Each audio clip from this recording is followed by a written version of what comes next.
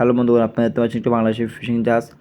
প্রচুর পরিমাণের black বমফ্রেট fish, যেটাকে বলা হয় ব্ল্যাক বমফ্রেট, এই মাছটি পেয়েছে। যেটাকে বলা হয় কালোচাঁদা মাছ, যেটা আমরা বাংলাতে বলি কালোচাঁদা মাছ। তারা প্রচুর পরিমাণের বন্ধুগণ কালোচাঁদা মাছ পেয়েছে। দেখতে পাচ্ছেন আপনারা, মাছগুলো খুবই জীবিত, এখনও মাছগুলো জীবিত। এই মাত্র সমুদ্র থেকে মাছগুলো কুটিয়েছে, একদম ফ্রেশ কোয়ারি সমুদ্র থেকে কুটিয়েছে মাছগুলোকে। দেখতে পাচ্ছেন আপনারা, সম্পূর্ণ মাছগুলো জীবিত, কেউ লড়তেছে। আপনারা দেখতে পাচ্ছেন সামুদ্রিক ব্ল্যাক বমফ্রেট ফিশ, যেটাকে বলা হয় কালোচাঁদা মাছ। দেখতে পাচ্ছেন আপনারা, মাছগুলো কিন্তু জীবিত, খুব শক্তিশালী মাছগুলো। কালোচাঁদা মাছগুলো সবচেয়ে শক্তিশালী হয়। কিন্তু সাদা সাদা যেটা সিলভার সাদা যেটাকে বলা হয় রূপচাঁদা, এটা তো শক্তিশালী হয় না, কিন্তু এটা খুব শক্তিশালী মাছ। দেখতে পাচ্ছেন আপনারা, মাছগুলো কীভাবে লড়তেছে, প্রচুর পরিমাণে মাছগুলো শক্তিশালী। দেখতে পাচ্ছেন আপনারা, এটা বাংলাদেশের ফিশিং জাহাজ প্রচুর পরিমাণে আপনার ব্ল্যাক বাম্পেট ফিশ পেয়েছে। আপনারা দেখতে পাচ্ছেন ক্যামেরাতে।